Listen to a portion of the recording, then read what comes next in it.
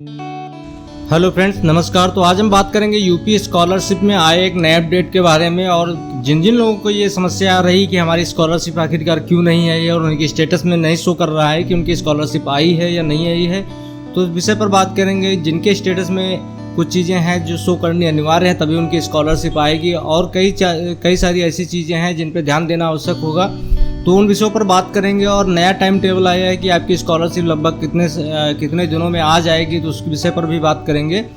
तो हमारे चैनल पर नए हैं तो चैनल को जरूर सब्सक्राइब कर लीजिए, वीडियो को लाइक करिए, शेयर करिए ताकि सभी तक ये जानकारी पहुंच सके। तो चलिए वीडियो शुरू करते हैं और आपको पूरा प्रोसेस यहाँ पे बताते हैं कि आखिरकार जिन लोगों की भी अभी तक स्कॉलरशिप नहीं आई है वो अपने स्कॉलरशिप का स्टेटस कैसे चेक कर सकते हैं।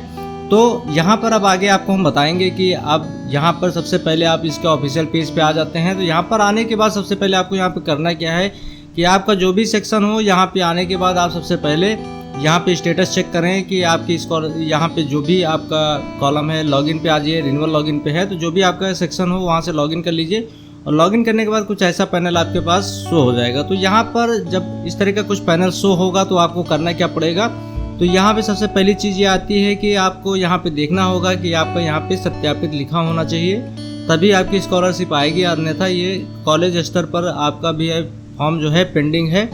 अब यहाँ पे आगे बात करते हैं, जैसे कि इनका स्टेटस हम देख रहे हैं। तो यहाँ पे सबसे पहली चीज़ ये आती है कि स्टेटस में क्या चीज़ें शो करनी अनिवार्य हैं। और यहाँ पे स्टेटस में जैसे कि यहाँ पे हम चेक करते हैं,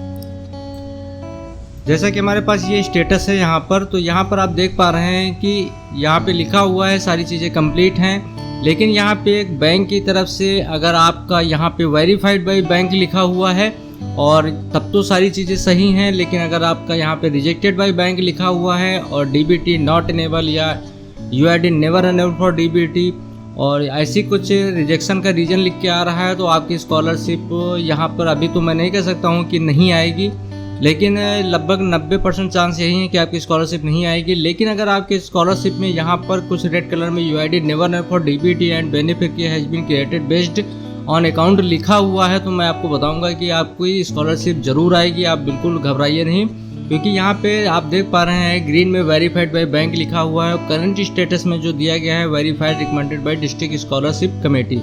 अब मैं इसी स्टेटस की बात करूंगा कि सबसे पहली चीज़ जो यहाँ पे आती है कि अगर इनके स्टेटस में ये चीज़ शो हो रही थी, तो अब दिक्कत यहाँ पे क्या आ रही थी कि अगर ऐसी चीज़ शो हो रही तो बहुत सारे ऐसे लोग हैं जो बता रहे हैं कि अगर ऐसा कुछ शो हो रहा तो आपकी स्कॉलरशिप नहीं आएगी। लेकिन यहाँ पे सीधे तौर पर समझाया गया है कि आपकी स्कॉलरशिप डीबीटी के माध्यम से नहीं भेजी जाएगी। आपका जो पेमेंट मोड है अकाउंट कर दिया गया है। अब आपका जो अकाउंट के नंबर के मोड से आपका जैसे डीबीटी होता है तो आधार नंबर से पेमेंट भेजा जाता है, लेकिन जब क्रिएटेड बेस्ड ऑन अकाउंट लिखा है, अकाउंट मोड हो गया है, तो आपके अकाउंट नंबर पर पैसा ट्रांसफ़र किया जाएगा। अब आगे हम आपको बताएंगे कि इन्हीं स्कॉलरशिप जो आप ये देख पा रहे हैं स्टेटस, इनकी स्कॉलरशिप आ चुकी है और ये स्कॉलरशिप किस बेस पे भेजी जा रही है उस विषय पर भी बात करते हैं।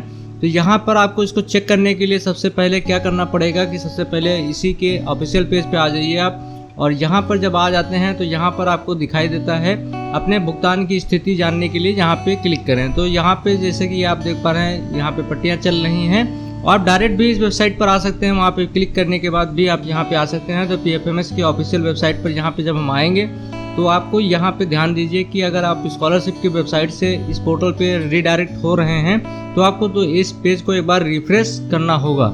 आप यहाँ पे अगर क्लिक करेंगे तो आपका पेज रिफ्रेश हो जाएगा। तो यहाँ पे आपका होम पेज ओपन होगा, और ओपन होने के बाद यहाँ पे दो कॉलम आपको देखने को दिखाई पड़ेंगे। यहाँ पे नो योर पेमेंट और ट्रैक योर एनएसपी पेमेंट। तो यहाँ पे मैं आपको बताना चाहूँगा कि यहाँ पर आपको पहला ही ऑप्शन सेलेक्ट करना है। तो जैसे ही हम पहला ऑप्शन सेलेक्ट करेंगे तो दोबारा से हमारे सामने कुछ उसी तरह का इंटरफेस सामने आ जाएगा।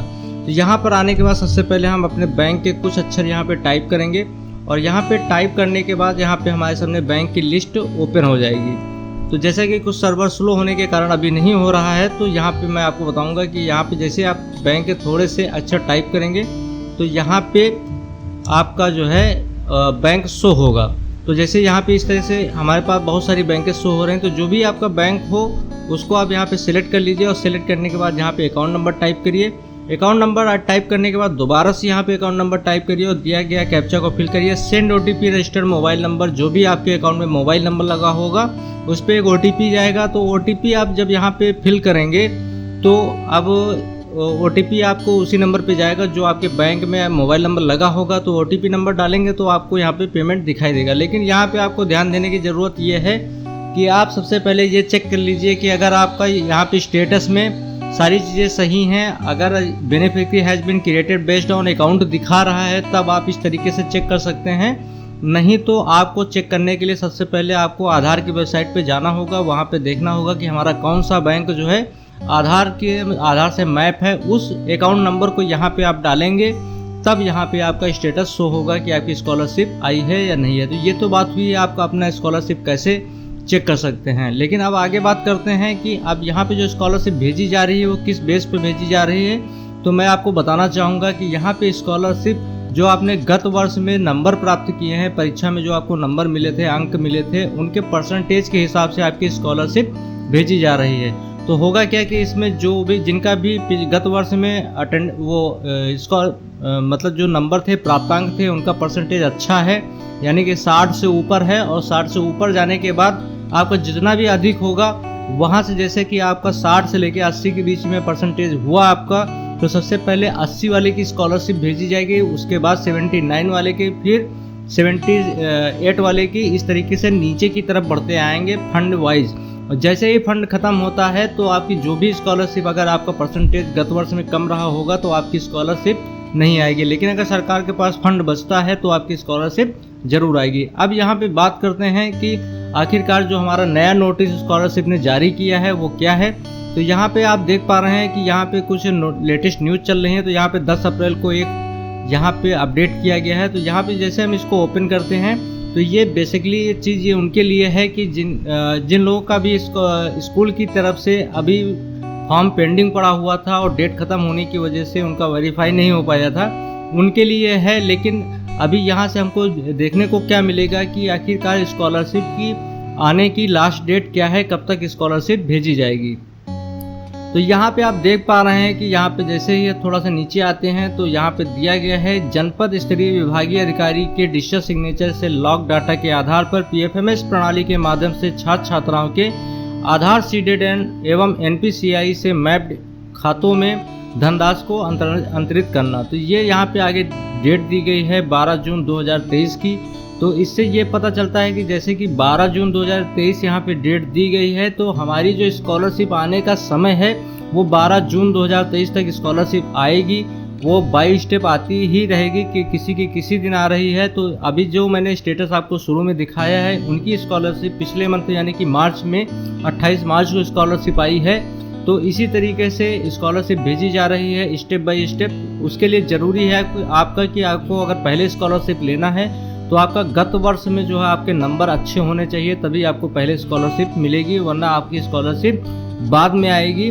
अगर आपके सरकार के पास फंड बचता है तो स्कॉलरशिप आपके खाते में ज़रूर आएगी। तो अगर मेरे द्वारा दी गई जानकारी से संतुष्ट हैं तो चैनल को ज़रूर सब्सक्राइब करिए। अगर आपके स्कॉलरशिप में किसी तरह की समस्या है या PM किसान में किसी तरह की समस्या है, अगर आपको उससे और अन्य किसी सरकारी योजनाओं में किसी तरह की कोई समस्या आ रही है तो आप हमारे इंस्टाग्राम पे जाके डायरेक्ट भी मैसेज कर सकते हैं और यहाँ पे भी कमेंट करके बता सकते हैं कि आपका कौन सी समस्या आ रही है स्कॉलरशिप में। और वीडियो को लाइक करिए, शेयर करिए। हमारे चैनल पे नए हैं तो चैनल को जरूर सब्सक्राइब कर लीजिएगा ताकि मैं इसी तरह के वीडियो आपके लिए लाता रहूँ। तो हमारे वीडियो को अंत तक देखने के लिए धन्यवाद। आपका दिन शुभ हो।